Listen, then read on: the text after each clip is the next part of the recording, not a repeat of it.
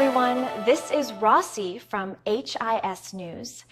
Today, we would like to share some important news from our school. From May 22nd to June 1st, HIS will undergo partial remodeling construction.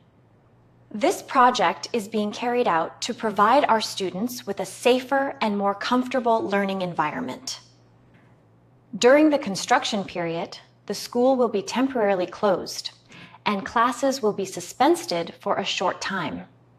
This remodeling project is being carried out with cooperation with Wool-Jin Jungang Church and Sisun ID from Korea.